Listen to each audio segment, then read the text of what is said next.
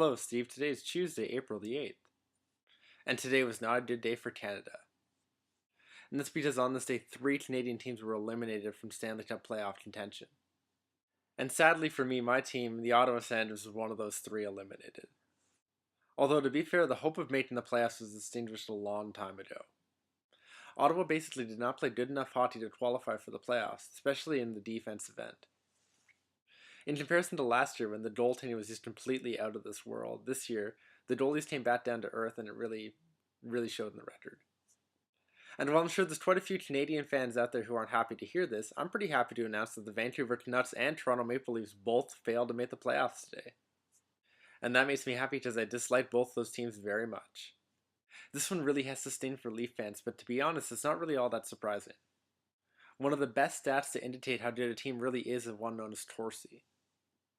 And that stat pretty much measures all shot attempts fired towards your opposing net in comparison to all shot attempts fired towards your net. The theory is that shot attempts indicate possession of the puck. And teams with higher puck possession generally are better teams overall. And from start to finish this year, the Leafs have pretty much been right at the bottom of the Torsi rankings. In other words, they've been a really bad team, but have just found ways to win for whatever reason. And by the end of the season, it finally caught up with them. In comparison, Ottawa's been around the 20 spot out of 30 teams, so not really that good, but not as bad as the Leafs. So take that, Toronto Maple Leafs.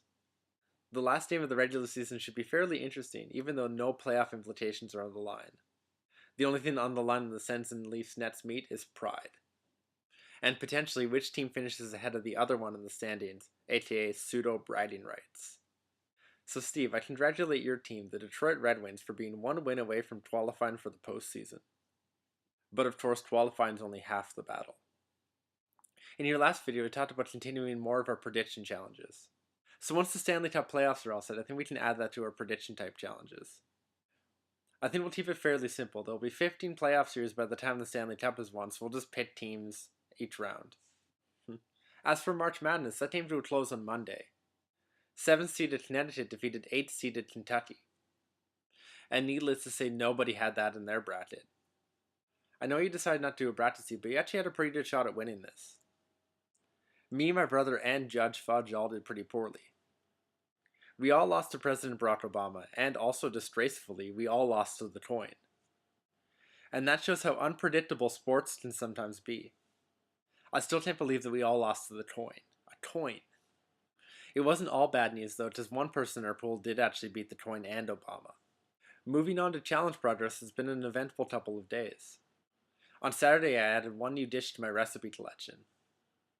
And that was fusilli pasta with chicken and broccoli.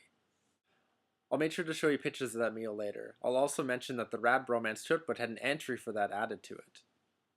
Which means I'm 1 step closer to getting that up to date. And hopefully sometime in the near future I can share an up-to-date cookbook with you, as you can share an up-to-date murder mystery with me. As for the running challenge, I ran a race on Saturday. It was a 5-kilometer race with the Ottawa Running Club, and I ran in 26 minutes and 11 seconds. Which I think is pretty decent for my first 5K in a while, especially considering that my shoes came untied 3 times. I added in a jog home from the race and in total ran 5 miles that day.